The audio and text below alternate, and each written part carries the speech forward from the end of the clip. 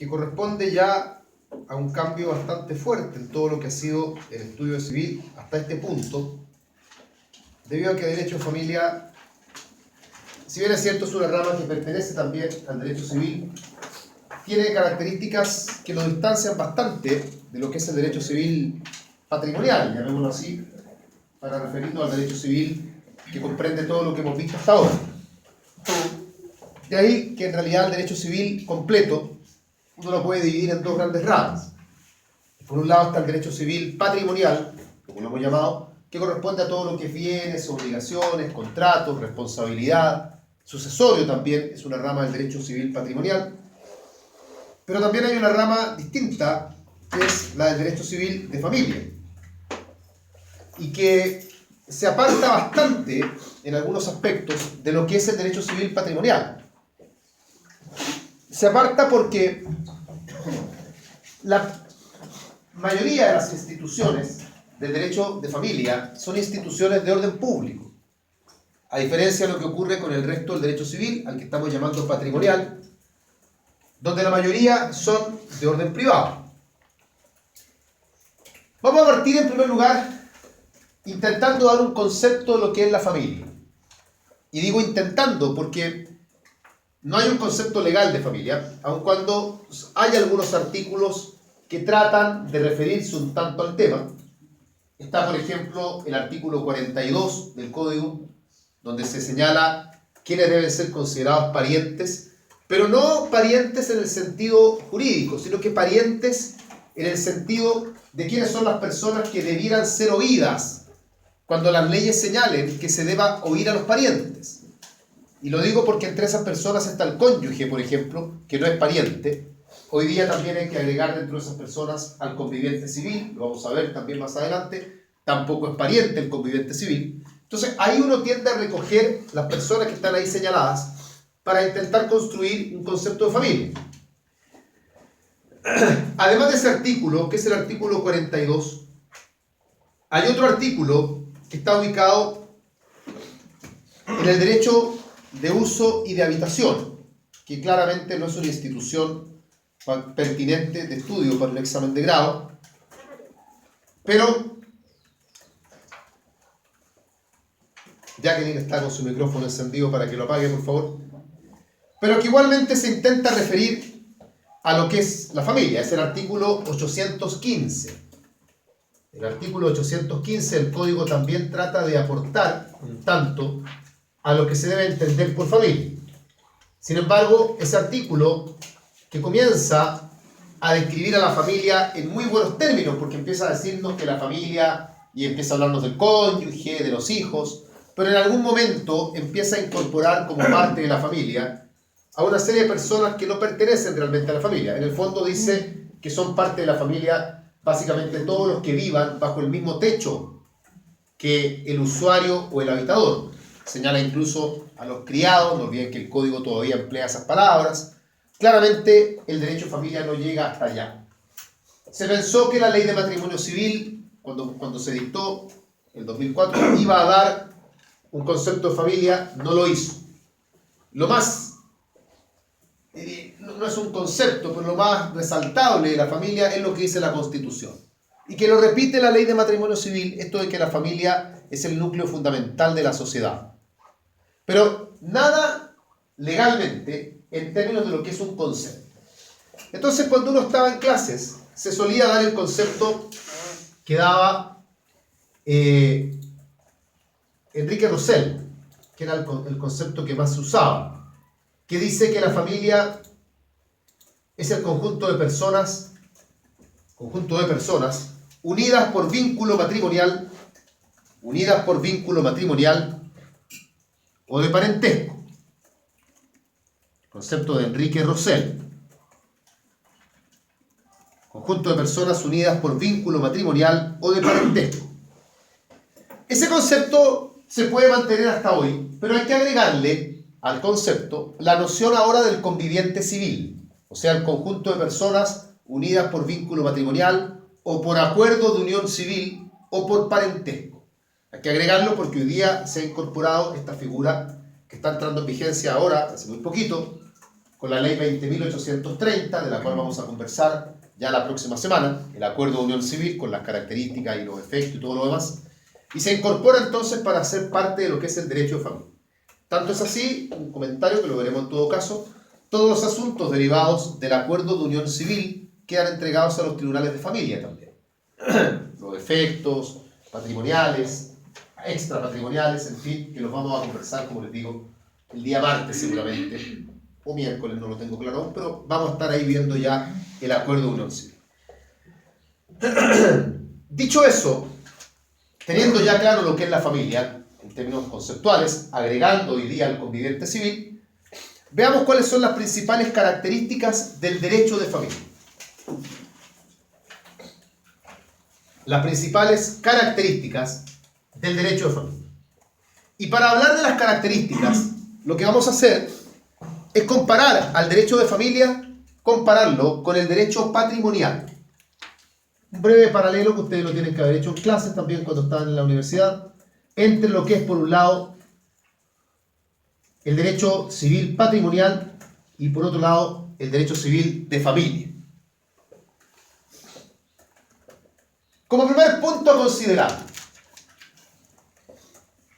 lo que tiene que ver con la autonomía de la voluntad. Lo referente, lo pertinente a la autonomía de la voluntad. En el derecho patrimonial,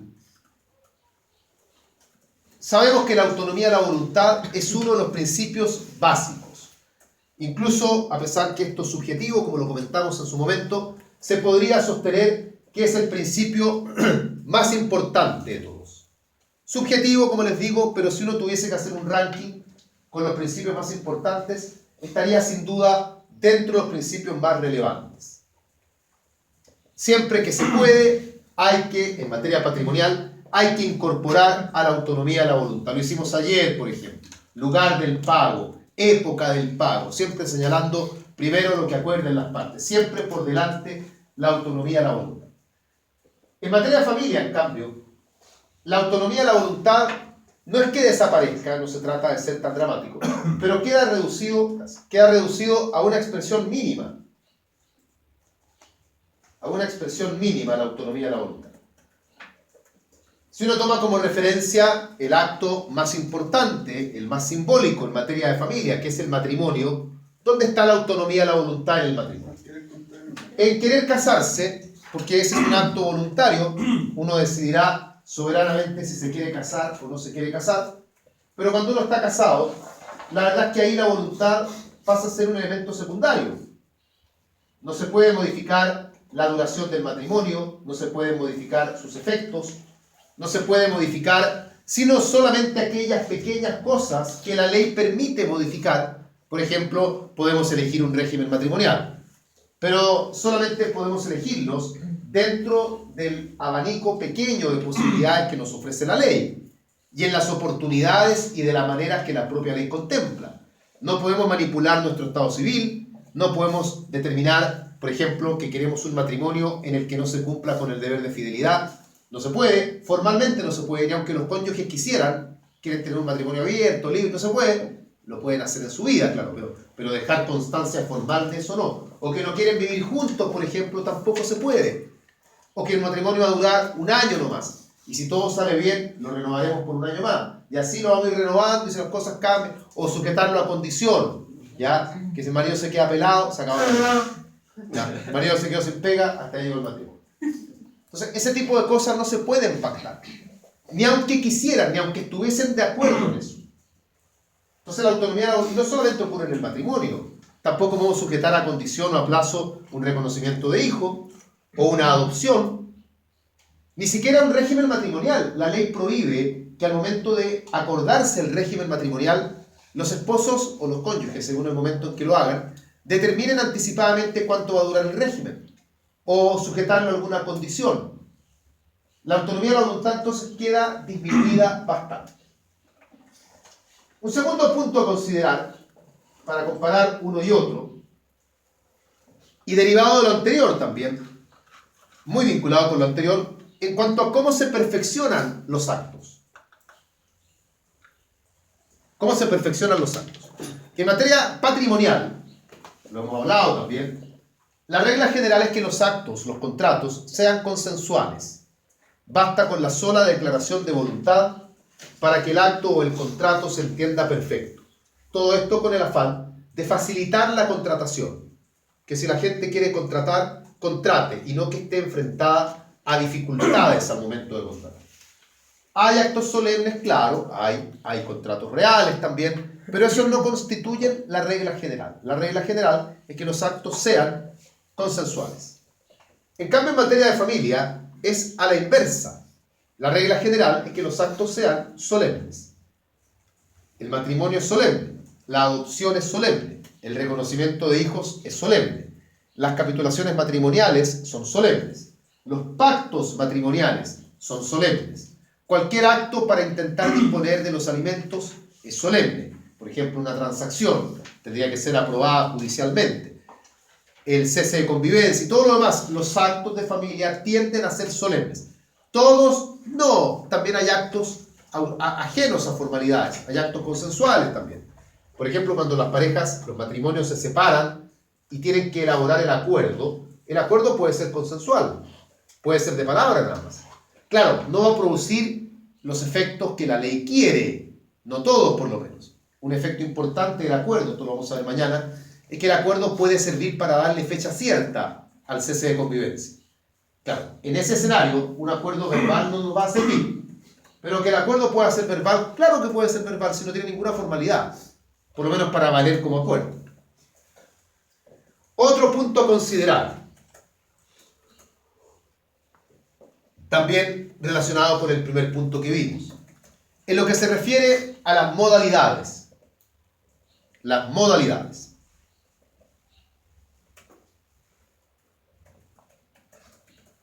En el ámbito patrimonial, los actos como regla general son susceptibles de modalidades. No hay ningún inconveniente en que los actos patrimoniales se puedan sujetar a plazo, condición o algún tipo de gravamen o algún otro elemento que implique alterar los efectos señalados por ley. En eso no hay problema. Tiene que ver claramente con lo que es la autonomía de la voluntad. El derecho de familia, en cambio, es un derecho donde la presencia de las modalidades está muy disminuida. Como lo hemos dicho, tomando como referencia el matrimonio, no puede haber matrimonio a plazo, no puede haber matrimonio bajo condición, no puede el matrimonio estar sujeto a algún gravamen, no existen conceptos como los habría en una compraventa, como el matrimonio al peso, cuenta y medida, no puede haber matrimonio en relación a la cabida. Entonces, ese tipo de cosas no existen a nivel de actos de familia, sino que existen a nivel de acto patrimonial. Otra diferencia. En lo referente al incumplimiento. Lo que tiene que ver con el incumplimiento. En materia patrimonial tenemos obligaciones que si no se cumplen acarrean una serie de consecuencias que hasta hace poco nosotros también las estábamos estudiando.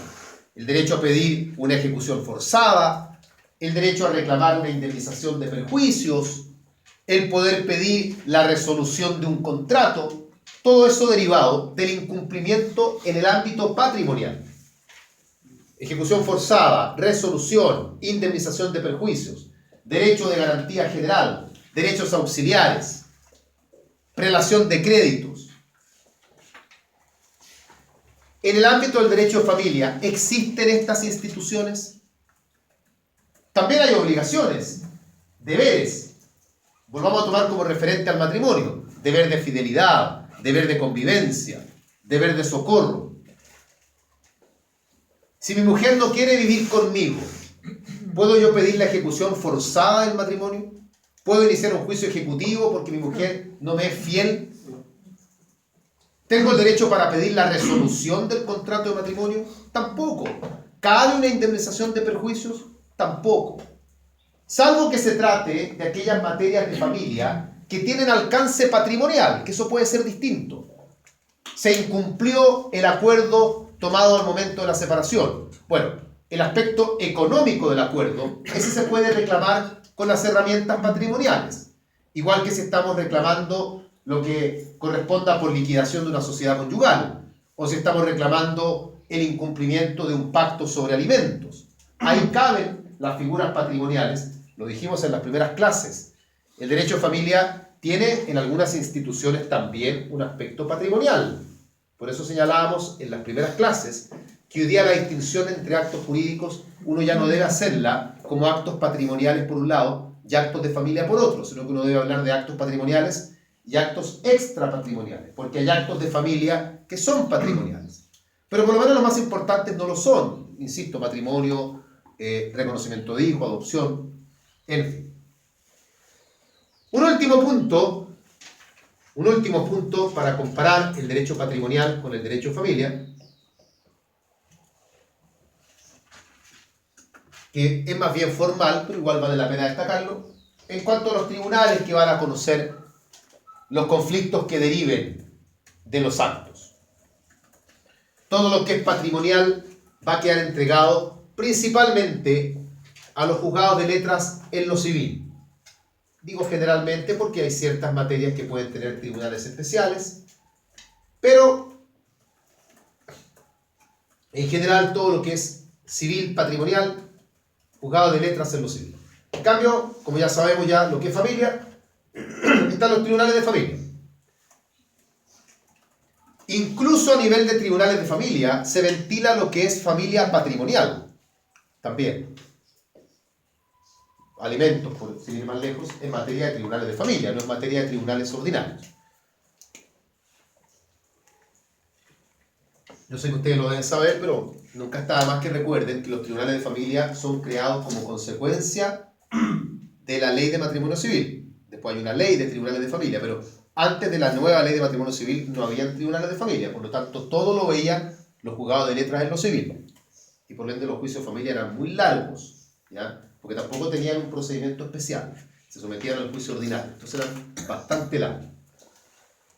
Ahí tenemos entonces algunos puntos para comparar entre lo que es el derecho civil patrimonial y el derecho de familia.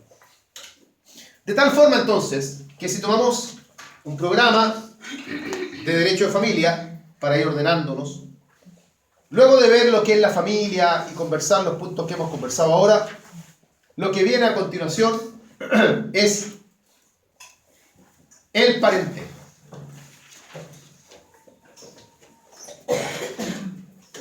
El parentesco.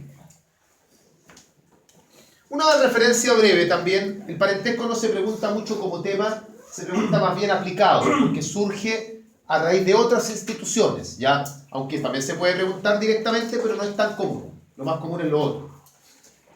El parentesco está tratado por el Código en el título preliminar. Alguna vez hicimos una referencia sobre el tema cuando empezamos a hablar del título preliminar, esto fue en la primera clase que hicimos. Vamos a definir al parentesco, cosa que el título preliminar no hace, porque no hay concepto legal de parentesco. Vamos a decir que el parentesco es la relación que existe entre dos personas, la relación que existe entre dos personas que descienden unas de otras,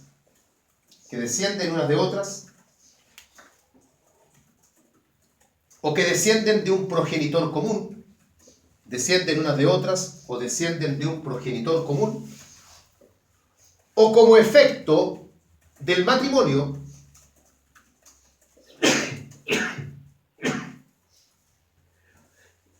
o del acuerdo de unión civil, que hay que incorporarlo hoy día. Como efecto del matrimonio, o del acuerdo de unión civil.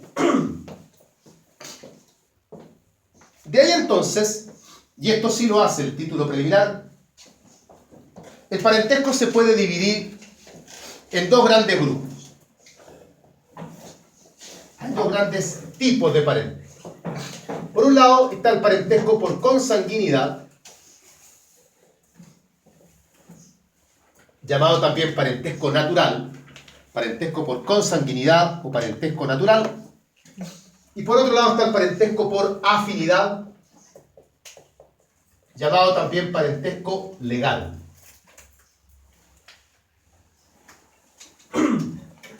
En la consanguinidad, nos encontramos con dos posibilidades. Son consanguíneos, primera alternativa, los que descienden unos de otros.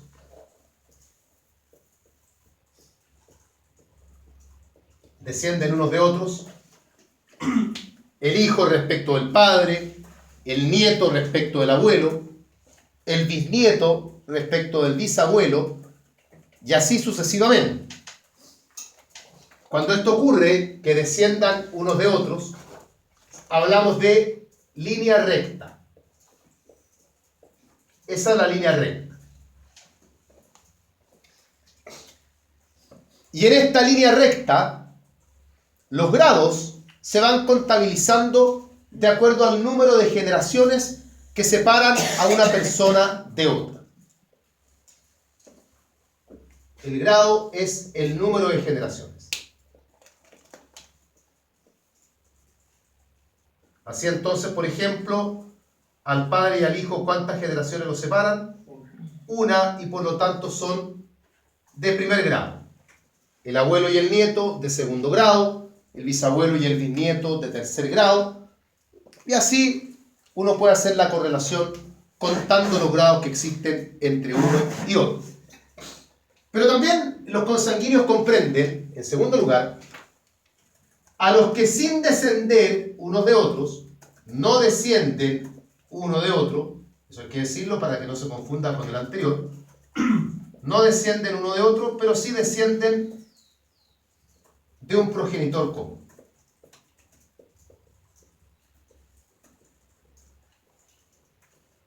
De un progenitor común, o un ascendiente común. Si les queda la idea errónea de que la palabra progenitor se puede tomar literalmente como padre, entonces piénsenlo como un ascendiente. Así, por ejemplo, los hermanos, un hermano no desciende del otro, pero sí tienen un progenitor común, el padre. Los primos, que también tienen un progenitor común que sería el abuelo. El tío y el sobrino tienen un progenitor común que sería el que es padre del tío y abuelo del sobrino. Esto lo mejor siempre es pensarlo cada uno en su propia familia. Es mucho más sencillo entenderlo así. En el parentesco consanguíneo del que estamos hablando ahora, no descienden unos de otros, pero sí descienden de un progenitor común. Cuando eso ocurre, decimos que la línea en este caso es línea colateral. Los hermanos, por ende, son de línea colateral, los primos son de línea colateral, el tío y el sobrino son línea colateral. Y el grado se contabiliza en la línea colateral subiendo al progenitor común y luego bajando.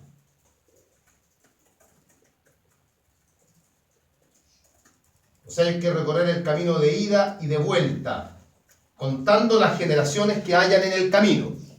Por lo tanto, si tengo yo a los primos y queremos buscar al abuelo, que sería el progenitor común, partimos desde cualquiera de los primos y vamos contando. Partamos de un primo X. Una generación para llegar al padre, ese no es el progenitor común. 2 generaciones para llegar al abuelo. Llegamos al progenitor común y ahora recorremos el camino de vuelta. Tercero, volvemos a pasar por los padres, no hemos llegado al otro primo todavía. Cuarto, ahí llegamos ya al primo con el cual queremos establecer la relación. Por lo tanto, los primos, que uno los siente como tan cercanos, los primos hermanos se les llama incluso, son parientes colaterales de cuarto grado. Los hermanos es re simple. Los hermanos están acá, el ascendiente común es el papá, así que uno parte desde un hermano, cuenta un grado, llegamos al papá, otro grado más para bajar al hermano, segundo grado. Eso revela que los parientes en la línea colateral parten desde el segundo grado. No hay colaterales de primero, porque uno ya pierde un grado en la búsqueda del progenitor común. Así que no puede haber colateral de primer grado, pero sí lo puede haber de segundo, de tercero, de cuarto, de quinto, etc. Como es un camino de ida y de vuelta, es mucho más fácil en los colaterales encontrar grados más avanzados entre personas vivas. 2 primos, todos tenemos primos, somos parientes de cuarto grado. encontrar un pariente de cuarto grado en la línea recta con ambos vivos es muy difícil. Ese es el tatarabuelo. Entonces habría que ya buscar poco menos casos muy puntuales en que haya un tatarabuelo y un tataranieto vivo. Porque el padre primer grado, abuelo segundo grado, bisabuelo tercer grado, tatarabuelo cuarto grado. En cambio, entre los colaterales es más sencillo.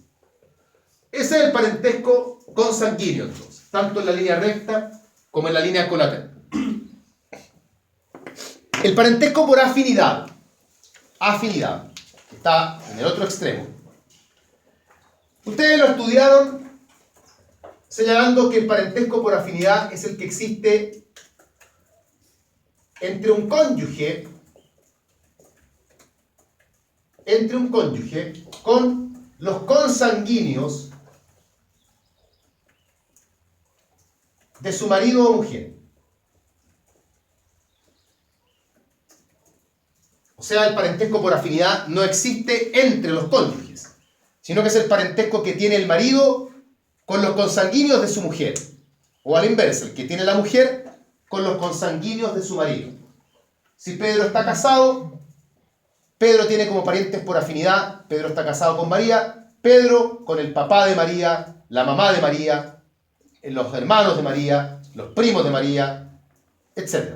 Todos ellos son los que configuran el parentesco por afinidad. No hay parentesco por afinidad entre los cónyuges, ni hay tampoco parentesco por afinidad entre los consanguíneos de uno con los consanguíneos del otro.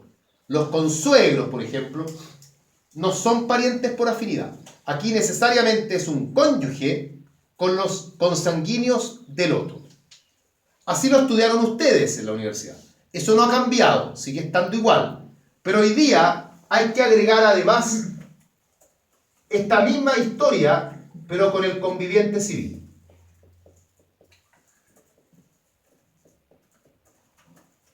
O sea, también va a haber parentesco por afinidad, entre el conviviente civil y los consanguíneos del otro conviviente. No olviden que la convivencia, el acuerdo de unión civil, se puede celebrar entre personas del mismo sexo. Y acá, por lo demás, como no hay matrimonio, no cabe hablar de marido o de mujer. Entonces hablamos de convivientes civiles. Un conviviente civil con los consanguíneos del otro conviviente civil. En el caso de los cónyuges, esto es importante, el parentesco por afinidad se mantiene aunque el matrimonio termine. Me divorcié, ya no sigo siendo pariente de los consanguíneos de mi ex mujer, no, igual sigue siendo pariente. La ley dice el que está o ha estado casado. Así que el hecho de que el matrimonio termine no le pone término al parentesco por afinidad. El parentesco por afinidad se mantiene. Eso en el matrimonio. En cambio, en el acuerdo de unión civil es distinto. Porque ahí, si el acuerdo de unión civil termina el parentesco por afinidad. O sea, no se siguió el mismo criterio acá. Si el acuerdo de unión civil termina, con eso el parentesco por afinidad, ahí sí que va a terminar. Y en ese sentido, la ley 20.830 lo señala expresamente. Ojo con todo esto, porque muchos van a decir, tengo que actualizar el Código Civil para incorporar todo esto. No, el Código Civil no fue modificado. O sea, uno puede mirar el Código Civil actualizado y la información de que haya que incorporar al conviviente civil no sale. Eso está solamente en la ley sobre acuerdo de unión civil, nada más. De hecho, la ley sobre acuerdo de unión civil del Código Civil modifica un solo artículo. Un detalle por ahí, no una cuestión importante. Lo que no es menor a, porque vamos a aprender, por ejemplo, en sucesorio, que el conviviente hoy día es legitimario. Pero cuando el Código Civil enumera a los legitimarios, no lo menciona. Y tampoco fue modificado el artículo 1182 para incorporarlo, que es el artículo de los legitimarios, sino que hay que buscarlo en otra ley. ¿Ya? Entonces ahí lo vamos a ver cuando veamos el acuerdo de unión civil común. También acá, en el parentesco por afinidad, también existe línea y grado. También hay línea y también hay grado en el parentesco por afinidad. La línea y el grado la línea y grado en el parentesco por afinidad son iguales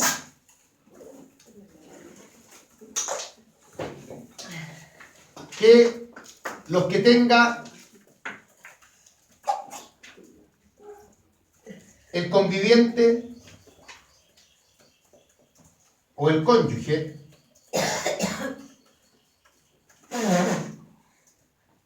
con sus consanguíneos.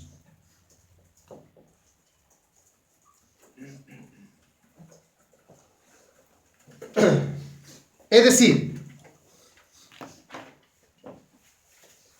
queremos saber qué parentesco por afinidad tiene el marido con su cuñado. ¿El cuñado qué es de la mujer? El hermano. Ellos son consanguíneos. Como son hermanos, son consanguíneos ¿en qué línea? Colateral. ¿Y de qué grado? Segundo grado. Entonces, ese mismo parentesco que la mujer tiene por consanguinidad, esa misma línea y ese mismo grado, el marido lo tiene pero por afinidad. O sea, si la mujer es colateral de segundo grado con su hermano, el marido con ese hermano de la mujer es afín en línea colateral de segundo grado. Y eso ocurre también en el caso del conviviente. Si la mujer tiene un pariente en línea colateral de quinto grado, entonces el marido con ese pariente es afín colateral de quinto grado. Y así sucesivamente. Eso es, o esto es, mejor dicho, el parentesco, tanto la consanguinidad como la afinidad. Siempre para efectos de tenerlo nada más en el disco duro, esto fue modificado en 1998, porque antiguamente, por ejemplo, cuando yo estudié en la universidad, existían los consanguíneos y los afines legítimos e ilegítimos. Y por eso cuando uno toma el Código Civil y ve los artículos del parentesco, el 28 en adelante, uno se encuentra con que hay un par de artículos derogados, y son los artículos que se referían a los consanguíneos ilegítimos, cuando había consanguinidad ilegítima, cuando no había matrimonio. Entonces yo, padre, tengo un hijo, pero yo no estaba casado con la mamá del hijo, entonces mi hijo era mi consanguíneo ilegítimo. ¿Y cuando había afinidad ilegítima?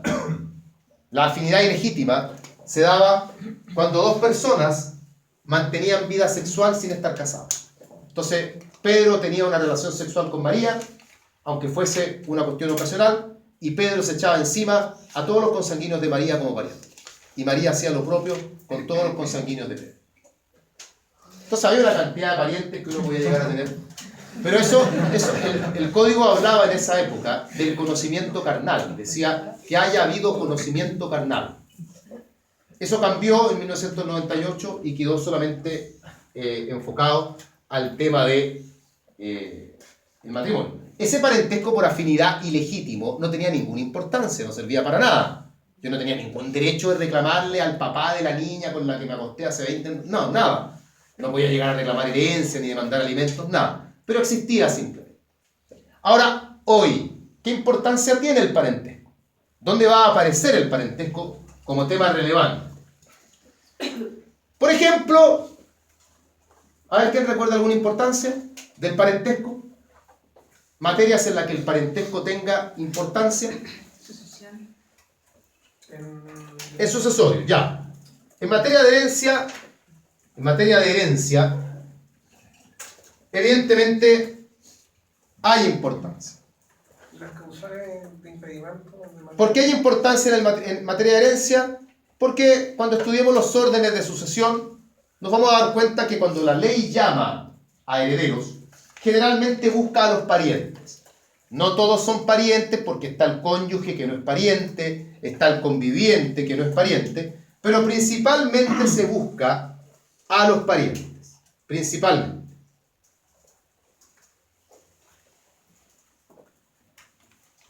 Ahora, en el caso sucesorio, el parentesco que importa es el parentesco por consanguinidad. Los afines no participan en los órdenes de sucesión. Si yo quiero que un afín mío me herede, tendría que testar y dejarle algo por testamento. Pero intestadamente no concurren los parientes por afinidad. Una segunda importancia, que es la que señala Julio, es como impedimento para contraer matrimonio. Esto lo vimos ya y sabemos que hay ciertos parientes que entre sí no se pueden casar.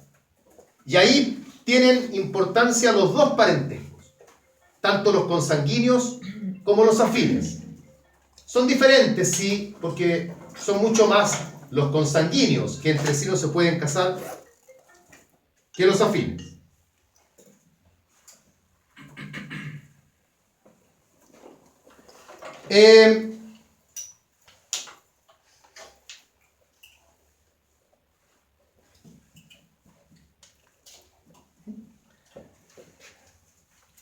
Agreguen a eso mismo, ya que hablamos de los impedimentos para contraer matrimonio, que los mismos impedimentos, los mismos parentescos, tampoco permiten celebrar acuerdos de unión civil. Eso también lo vamos a conversar, pero señalémoslo desde ya. Los mismos que por parentesco no se pueden casar, ellos mismos tampoco por parentesco pueden celebrar acuerdos de unión civil. Bien. ¿Otra importancia del parentesco? Alimentos. ¿Alguna otra? Tema de alimentos. Ya, en materia de alimentos, efectivamente, hay parientes que entre sí se deben alimentos por ley. No tiene que ver solo con el parentesco, porque también hay alimentos entre cónyuges. Hay alimentos también entre las personas que han participado de una donación cuantiosa. Ahí el parentesco no tiene nada que ver, pero sí aparece el parentesco. Pero ahí también es solo el parentesco por consanguinidad. También tiene importancia el parentesco porque puede constituir agravante para ciertos delitos. No es lo mismo matar a un pariente que matar a un extraño, y el delito se puede ir calificando de distintas formas dependiendo del parentesco. También tiene importancia el parentesco en cuanto a las inhabilidades para ser testigo. Constituye una inhabilidad y deja al testigo susceptible de ser tachado. No en todos los juicios, no en todas las materias. Hay materias donde como testigos uno puede llevar a cualquier persona, incluido pariente, por ejemplo, en juicios de familia. Ahí no importa, uno lleva a cualquier testigo. Pero en un juicio de otra índole, los testigos cuando son parientes son susceptibles de tacha. También tenemos otra importancia del parentesco en materia de seguridad social. Ciertos derechos que derivan de la seguridad social están vinculados con los parientes. Tenemos también, en materia tributaria, por ejemplo, el impuesto a la herencia es un impuesto que va progresivamente aumentando a medida que el parentesco se va alejando. El mismo caudal hereditario, heredado por el hijo que heredado por el bisnieto, puede cambiar la forma como se enfrenta el pago del impuesto.